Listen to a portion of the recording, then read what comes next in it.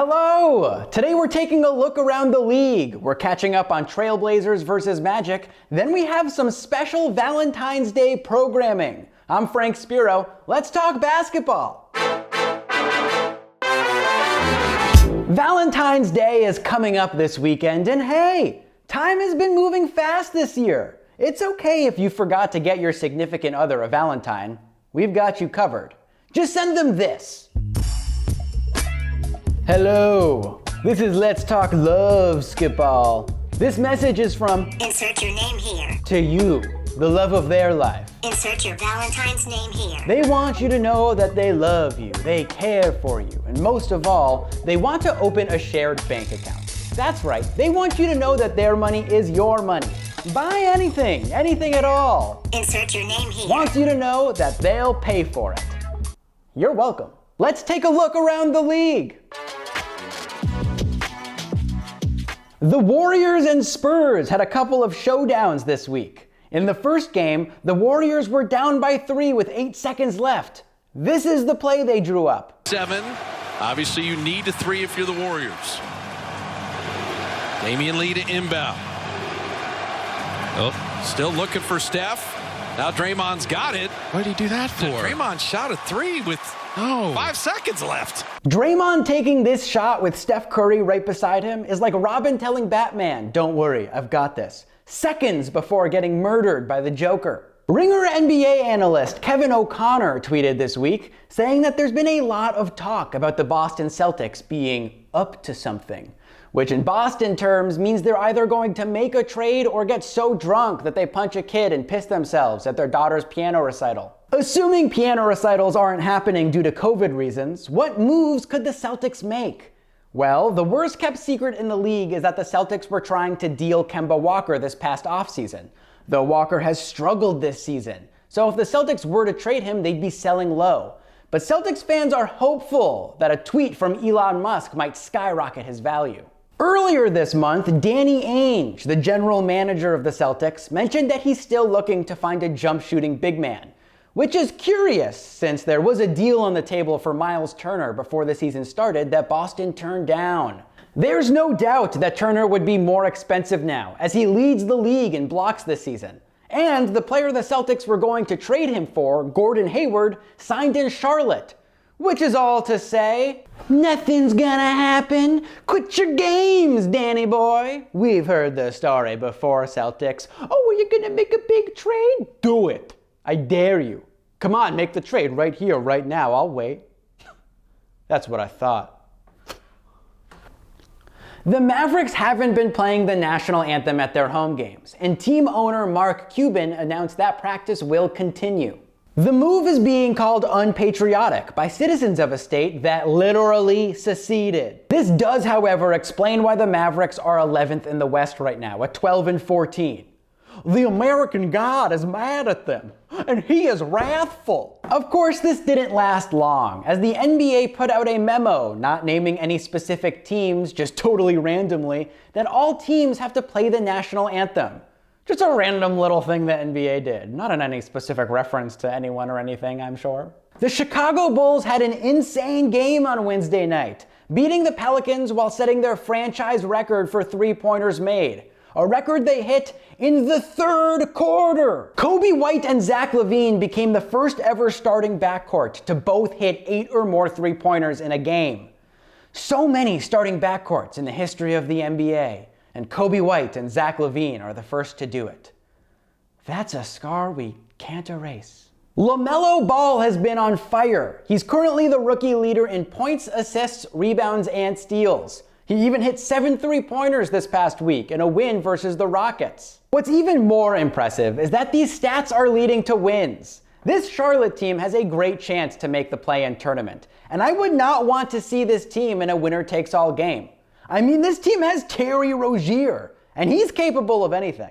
I mean, he could bring about world peace. Just check out this tweet from Rozier in 2011. He just wants what's best for society. The Nets are struggling.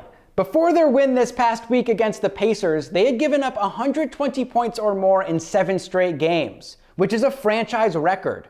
Their defense is so bad that not only did they lose to the Pistons by 20, but they even gave up 9 points to the ghost of Blake Griffin. It's only a matter of time until Durant is like, I'm taking the hardest road, and leaves for Detroit. James Harden is like, this team just isn't good enough, and Kyrie Irving demands a trade somewhere to be a focal point of the offense. A boom! They're all memes. This isn't gonna work. I'm a hater. It's time for a highlight. TrailBlazers versus Magic. Magic fans, check out your team taking the lead on 2 consecutive plays. Because it won't happen a lot in this one. Cole Anthony hits the mid-range jumper, then Gary Trent Jr. responds with a 3. Then Derrick Jones Jr. hits a 3. Then they walk away from Carmelo Anthony and he hits a 3. The Magic would respond. Khem Birch gets the slam. Then Terrence Ross hits the mid-range jumper. Well into the second quarter, Dwayne Bacon hits the first 3 of the game for the Magic. Then Gary Trent Jr. from the corner then hits the mid-range pull-up. He has been great this season. Terrence Ross hits his own mid-ranger. It's funny his name is Ross, he's really more of a Chandler. Ends the first half there. Then the third quarter would just be all Damian Lillard to start. He scored 10 points in the first 3 minutes of the third quarter. That is crazy. Vucevic gets the post spin move to work, then Terrence, we were on a break, Ross gets the floater to go. Let me know when that joke gets old. Anthony Simons hits the 3, then another 3 from the same spot. A little suspicious if you ask me. Carmelo Anthony hits this turnaround jumper to become number 12 on the all-time scoring list, then hits that 3 to stay at number 12. Terrence Ross hits the 3 there, and Vucevic goes to the post one more time to try and keep his team in it, but it was just not happening. Anthony with another nice turnaround, and then Damian Lillard. That's a patented move. Final score, TrailBlazers 106, Magic 97. With CJ McCollum out for an extended period of time, players like Rodney Hood, Gary Trent Jr., and Carmelo Anthony are being asked to play a larger role on this team. Once again, this TrailBlazers team finds itself biding time. Much like last year, the narrative around this team is that if they can just hang around, when their supporting players come back from injury, they can make a run in the playoffs. As a Pelicans fan who's had to recover from years of, oh, if Eric Gordon, Drew Holiday, and Tyreek Evans can all get healthy, this Pelicans team really has pieces around Anthony Davis. Followed by, I don't think you understand. This is a championship caliber level team if DeMarcus Cousins is healthy. I feel your pain, TrailBlazers fans. Just let go. Despite it all, Damian Lillard is having a potential MVP season, averaging 29.4 points per game, 7.1 assists, and 4.5 rebounds. Yet no one seems to be talking about him. There's no doubt that Lillard is going to use this lack of respect from the national media as fuel to go off. Sure, maybe not against teams like the Lakers, Clippers, or Jazz, but Oklahoma City? Count your Golden Corral coupons. Damian Lillard is coming for you, for some reason. After starting out the season in promising fashion, the Orlando Magic have fallen apart. They are 2-8 in their last 10 games, and things are just bleak in Orlando. The Magic have been in the same scenario for years now. Incredible front court depth without any reliable backcourt stars. The question for Magic fans has to be, why not make a trade? Magic front office. What is this undying loyalty to Aaron Gordon? Is he there right now? Blink twice if Aaron Gordon is in the room with you right now. We can help you. He can't dunk on all of us. Perhaps the largest victim of the Orlando Magic's unending front court depth is Mo Bamba, the 6th overall pick of the 2018 draft. Bamba has not been able to crack the rotation for the Magic because Nikola Vucevic, the Magic's best player, and Khem Birch both play ahead of him. There were just so many players, and all of them play a role on the team. I couldn't help but wonder, if a highly drafted player busts, but never sees the court, is he really a bust at all?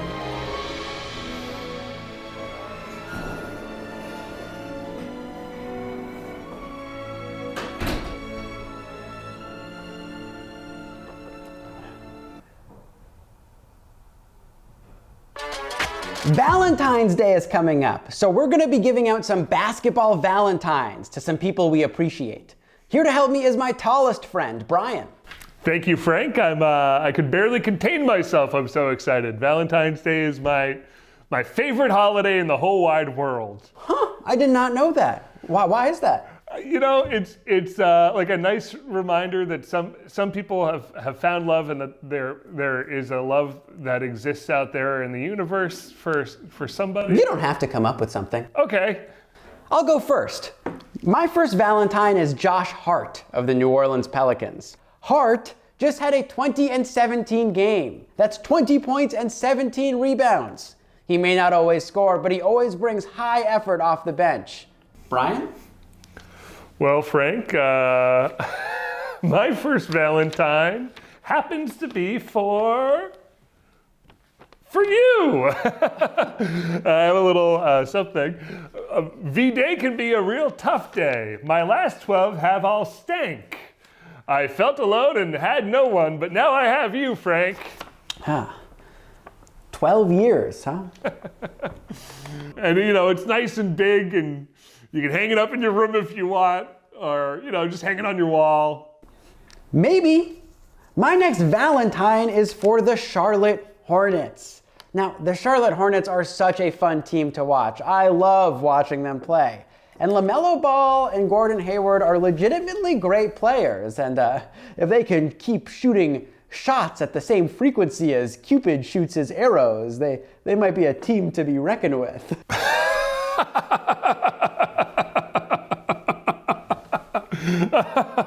Oh man, I love that. I love that sense of humor. Classic Frank. And that's why my next Valentine is for the person my last Valentine was for. It's you, Frank. I got you some roses. Oh my gosh. White and red. And I got you some Russell Stover chocolates because you just mean a lot to me. Brian, this is too much, man.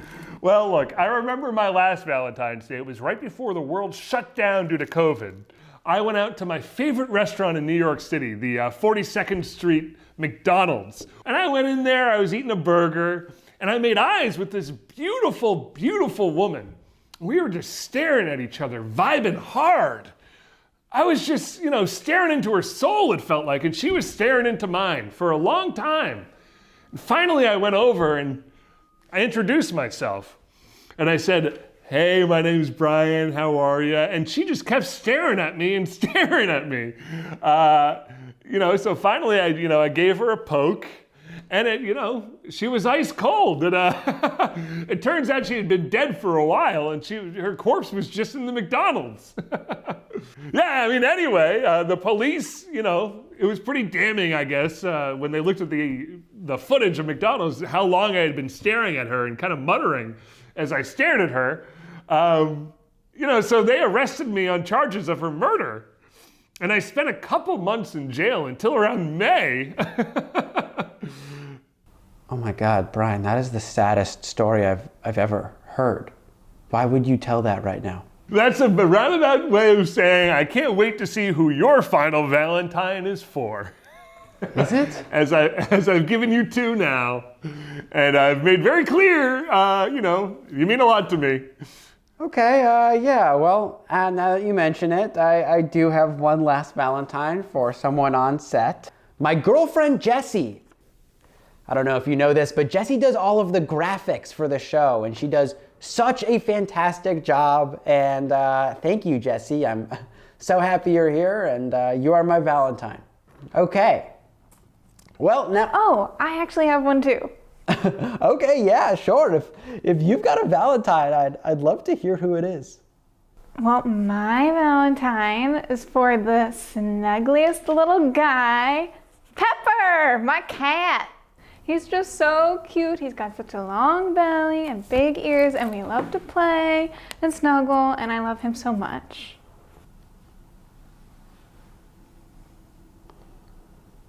Okay, well, that's our Valentine segment. Thank you so much for watching. These are the people who helped with today's show. As per our question last week about NBA jerseys, shout out to Daniel Dunkelberger, who mentioned the Utah Jazz Music Note J jerseys. Interesting choice, Daniel. Don't you think it would make a little more sense on a New Orleans jersey? Maybe a New Orleans Jazz jersey? Oh, I don't know. For this week's question, why don't you tell us what you'd write to your NBA Valentine? Is it going to be something sweet or something explicit? I hope not. Please like, share, subscribe. We've been getting the same comment on a bunch of YouTube videos that's like, why isn't your YouTube bigger? I don't know. Why? Share it. We'll see you with a brand new episode on Tuesday. Bye-bye.